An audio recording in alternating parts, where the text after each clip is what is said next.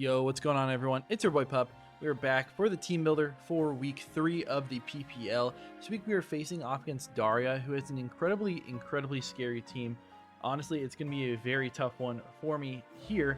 But last week we did end up getting a win, a very close win over Ellie, which I'm very proud of. Great showing by Klefki there. And I think it just showed like some sort of stamina, some like prevalence in that game, being able to stick in there even though we were getting cooked for most of the game. But today we face Daria, who's 1-1. They have a very nasty team, though. Just something that looks impossible to prep for on paper. So we'll go over it. They have a Darkrai and a Galarian Slowking, which are both very annoying. One super offensive, with Darkrai being very fast, faster than everything on my squad, actually. And just being able to fire off basically unresisted Dark Pulses plus Sludge Bombs. The only thing that could take that is Como, which can TERA out, and they just hit me with like a Psychic move if I don't anyways. I also do have Klefki, but they can definitely have a lot of ways to work around that. They can be Hypnosis, they can be Nasty Plot, they can be Calm Mind, they can be all sorts of things, which is really scary for me here. The Glow King is just like going to be very bulky. I assume boots. It could even potentially be like Assault Vest if they're worried about Thundy, Sylveon, Azelf, Regidrago even. But it's going to regen, it's going to go for potentially Trick Room into Chilly Reception and go into that Ursaluna or HYDRAPPLE and just be nasty for my team. So I have to be on the lookout for it. Next is their HYDRAPPLE, which is going to be the TERA captain of choice, I'm very much assuming in this game. I think Poison looks great into me. I think that is by far the best. Sorry. Fairy looks great into me. That's by far the best, which is why we're rocking some Poison coverage on the team. So that looks the best. I could also see some other things. TERA Electric doesn't seem bad, just giving them one weakness, although it is a weakness that they don't love to take with those ground type attacks. So I could see whatever this guy wants to go for. Dragon, even, I saw that in mocks as well. So nasty Pokemon could click Nasty Plot. Fickle Beam is destructive. Leaf Storm or Giga Drain has Earth Power, has Sludge Bomb, it has all the necessary tools to beat up my team, and it's incredibly hard for me to take down. I also have a Tinkaton here, just a nice fairy type versus my squad since it is very weak to Regidrago, even with that Tinkaton, which is why I'm expecting it to be Air Balloon in this game so it can take an Earth Power from me. It also, you know, their whole team hates taking the ground type moves. I could also see Shucka if they do end up bringing that Pokemon as well, but it will probably be Stealth Rocks, Gigaton Hammer, Thunder Wave, knockoff sort of thing. Could also be Play Rough if they really want to in this game, which I don't think is bad by any means. I also have a Galarian Zapdos, which is a scary Pokemon. It is another TERA captain, although TERA on this Pokemon is not like the best in this game. This Pokemon destroys me for sure. I don't have a resist to their dual stabs besides Thundurus, who just like dies anyways. So it doesn't need the TERA. It can just really run through my team. If they do end up being a TERA, I feel like TERA Electric makes a lot of sense. For the same reasons as it makes sense with HYDRAPPLE, just giving them that one weakness, although it is a bad one versus me, but my ground type Iron Tread gets absolutely pummeled by close combat. But it also lets them be immune to Thunder Wave, which also is what TERA Dark would do, which is another good TERA option for that Pokemon as well. Giving it an attack like a TERA Blast Dark that can hit my Thundurus, and is honestly pretty spammable versus a lot of other Pokemon on my team as well. So I expect Choice Scarf on that guy. Choice Band is a scary option though, and we have to prep for that. I don't think there'll be anything besides those, but we could see. Next is Rotom Wash, which is a nice defensive piece for them. Don't expect to see it in this game, but it definitely could come because I have stuff like Cinderace. It's especially great for that. But Zarude can handle it. Thundurus can handle it. You know, stuff like Aloe don't even care really about what it wants to go for, although Pain Split is very annoying to me. So if I see it, I definitely am not expecting it to be choiced, but if it's like Choice Scarf Trick with a lot of stuff, could be fun.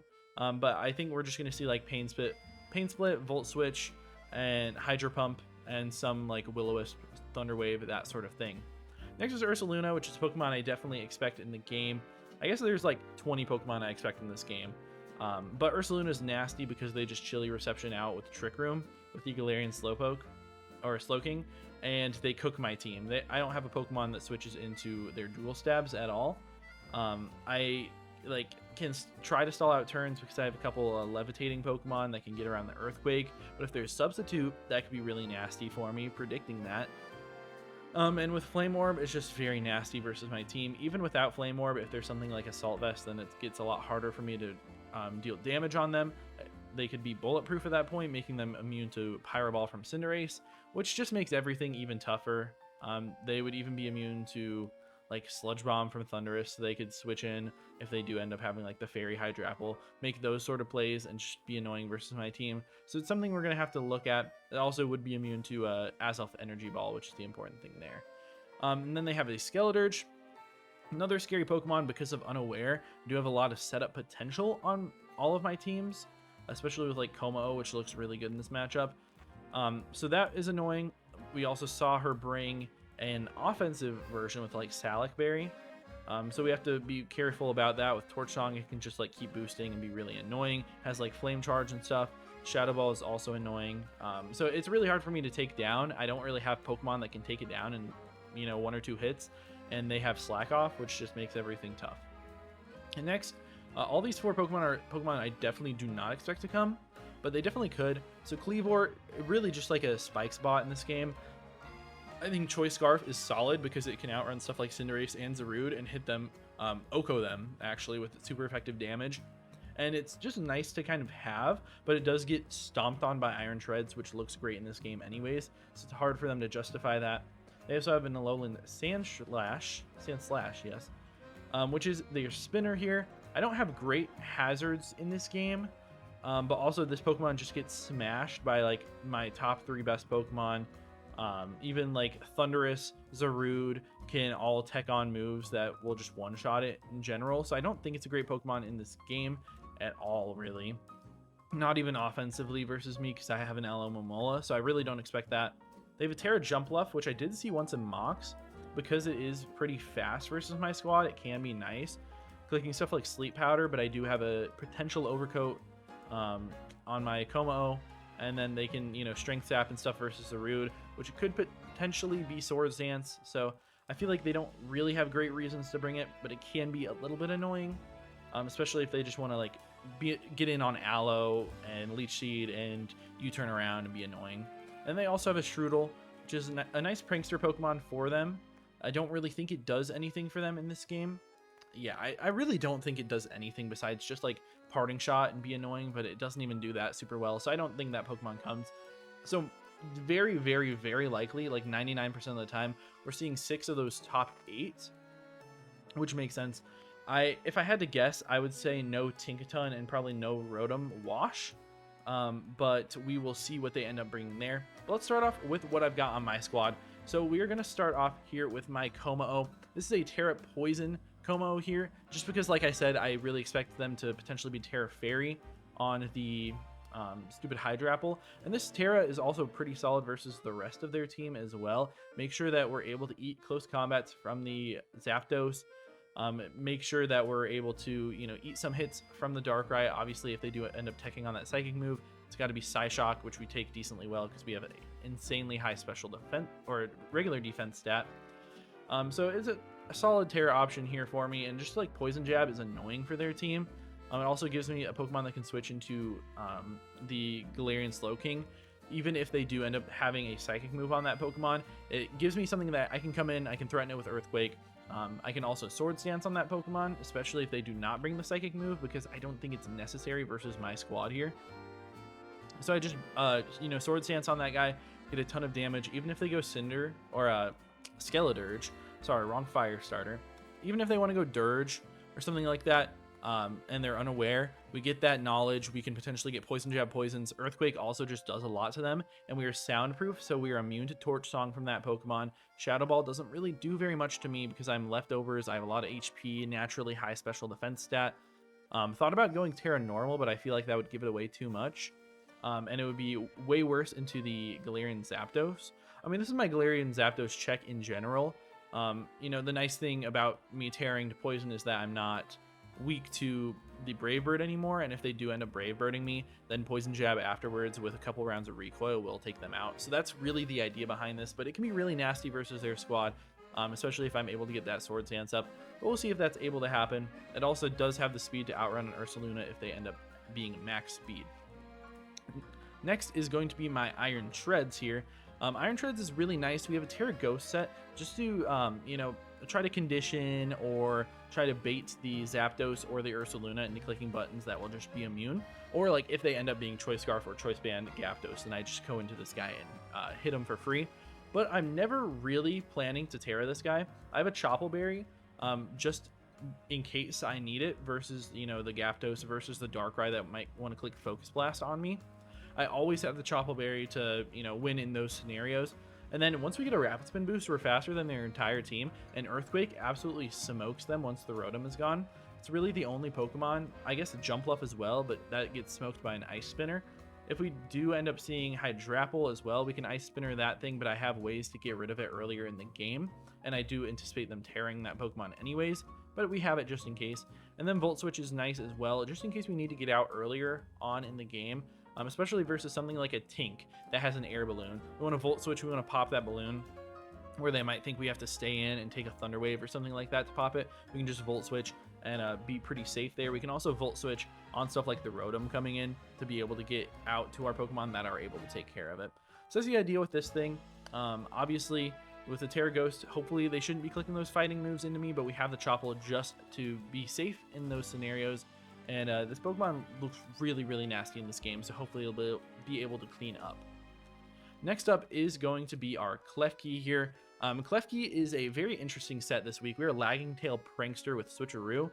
The idea with this is that if they lead a like Scarf or Banded Galarian Zapdos, I just Switcheroo onto that thing, really cripple it for the entire game, making sure that it's not faster than anything on my team. It will be slower than everything with that Lagging Tail. And then I'm just able to be very annoying versus their squad from there. Spikes are completely free when they have just an Alolan Sandslash as their spinner, which is just not a good spinner, and I could potentially even spin block with Ghost Treads if I want to do that. But we also have Fairy Lock here, which is really cool. So if we end up getting knocked out by any of those Pokemon on their squad, like the Gyapdos, anything like that, I click Fairy Lock before I go down. What Fairy Lock does is it prevents all Pokemon from switching the next turn. So they can never switch out their Pokemon next. I can bring in something to be able to revenge kill. It's really helpful if they want to knock me out with something like Terra Fairy or like Terra Grass, something on the HYDRAPPLE. I can go into my Cinderace and deal with that afterwards. I have options to deal with the Gyapdos, like my Thundurus. I have options for basically everything on their team to be able to revenge kill them one shot. Even like the stuff like the Rotom and the Skeledirge are why I have Basculin on the team as well, so I'm able to take advantage of that Fairy Lock and hopefully just get straight up KO for that and trade at least 1-for-1 there. And then last is Foul Play. Obviously, I don't want to get a Defiant boost to the Galarian Zapdos, but it's really nice to be able to hit into something like the Ursaluna, do a lot of damage into that. Even stuff like Darkrai takes a decent bit, and the Galarian Zapdos, even if I have to give them a +1, I can always Fairy Lock them later, and Foul Play will be slower, so I'm not giving them the attack as long as I haven't switcherooed them yet. So I should be in a decent scenario to do that. We're also just like max defense, so we take on the Gyapdos better. Normally they would probably think that I would be here as the Darkrai check, which makes a lot of sense. I mean, you know, immune to basically everything, but Fairy Lock should be able to put us in a good position with Foul Play there. Next up on the squad is going to be our Thundurus Therian. This guy's Assault Vested this week, so it's able to take a Dark Pulse always from the Darkrai. But we also just switch into the Rotom really well. Even if they want to click Hydro Pump, 80% chance to hit, so they could definitely miss. But if they want to click the Thunderbolt or Volt Switch or Thunder Wave, which I think are all spammable versus my team, you get the free Volt Absorb back, which is really nice. We have Volt Switch versus them. It's a really good way to be able to break them down. Sludge Wave is there for the HYDRAPPLE, whether they are Terra Grass, Terra Fairy, or just no Terra. Knockoff is really spammable versus their team. It would be really nice to get boots off of something like Gloking, something like Skeledirge as well, to be able to you know, chip them down for later in the game. And then Grass Knot is great for Ursaluna. You can also potentially hit Rotom for it. It's not going to do that much damage, but it's a nice mid-ground play where if they're expecting me to click Sludge Wave or Volt Switch, if I've already shown that, I can just click Grass Knot versus them and punish the Ursaluna coming in on an aggressive pivot. We're max speed on this thing, so we outrun the Gyapdos if they are not Choice Scarfed. Even if they are, I try to switcheroo them earlier, deal with that. I can Fairy Lock, I go into Thundurus, a Volt Switch will knock it out at full, especially if they've close combated or if I just get a Foul Play off on them. I think it might knock them out at full anyways, but they can end up tearing, being annoying versus that Pokemon, and put me in a weird position. So, you know, we have the options to be able to deal with that, but you know, honestly, Assault Vest looks really strong in this game. We're taking hits from the Darkrai, HYDRAPPLE, Glow King, Rotom, Skeledirge, all that sort of stuff, so he should be in a good position. Next up is going to be our Basculin. This guy has a Choice Scarf this week, but we're Wave Crash and Final Gambit, so kind of have that option. So the idea with this is that if we end up getting knocked out by the Rotom Wash with our Klefki, then I can go out to this thing and I can always Final Gambit them. It always knocks them out because Rotom has such low base HP. So we'll at least trade, you know, maybe 2 for 1 like that, but it makes my Iron Tread super great in this game. We can also click Final Gambit into Tink. If they end up being very little HP, I have enough HP investment on my Basculin to be able to knock them out, or just not, you know, like a Rapid Spin from Treads into that, or it'll put them in range of a Rapid Spin from Treads and be able to get me that free speed boost, which is really nice. But if they don't end up giving me those opportunities, I can click Wave Crash versus a lot of Pokemon on their team. Basically, the only stuff that can take it is that Rotom, which really doesn't want to, especially if I just flip turn and get something else out on that Pokemon. Same with the HYDRAPPLE, that doesn't really want to take it, and I can also Final Gambit them and do like 60% of their health, I'm thinking, especially if they're a more offensive variant on that Pokemon, and then easily revenge kill it later. They might, you know, be able to regen that thing up, but it puts them on the back foot, which is really what's important for me here. So yeah, we have Aqua Jet on this as well, just in case we see like a Scarf Darkrai, a Scarf Zapdos later in the game, or the Ursaluna in Trick Room. We'll be able to hit those things super hard with adaptability boosted with those attacks. And then last but not least is my Cinderace. We're Choice Banded on this set, which is really nice. We needed this band with Adamant Gunk Shot to be able to knock out the HYDRAPPLE if they're going to be weak to me. So basically, if they're Terra Grass, if they're no Terra, if they're Terra Fairy, I always knock them out with Gunk Shot from full, which is great because it's the Fairy Lock idea with Klefki. That's really the whole thing behind it. But also we do an insane amount of damage. Even physically defensive Rotom does not want to take Pyro Ball from this Pokemon. They have nothing that really takes it besides Skeledirge, and Skeledirge doesn't really want to switch in on those attacks as well, especially if they do end up being specially defensive to try to check a Komao, which I could very well see in this game. But I can Sucker Punch them, and Choice Banded Sucker Punch does a ton to that Skeledirge, like 60 to 70%, puts them on the back foot, lets me get a free switch into like Iron Treads or Basculin and able to wreck through their whole team. I also can just spam U-turn versus a lot of Pokemon on their squad, being able to break stuff like the Air Balloon on Tink that I do expect, do a lot of damage to the Slowking, the Galarian Slowking, do damage to the Darkrai. We also should always live 1 hit from the Darkrai, which is really nice, so I'm able to return back with a U-turn or Pyro Ball and just put them in a really nasty spot. So that's going to be the team for this one. Definitely a scary matchup against Daria. I think if we're able to break down the HYDRAPPLE, I think we have a good chance to win. It also depends on what we can do with the Skeledirge and the Rotom. Those 3 defensively really put me in a nasty spot. But their team is very defensive, so if I'm able to get rid of those pieces, then it kind of just shatters apart. So if I break one thing, I might be able to break the team wide open, which is really the game plan with this one. Yeah, if you guys do enjoy, please be sure to leave a like and subscribe. Battle will be up tomorrow, so I'll see you then. Peace out.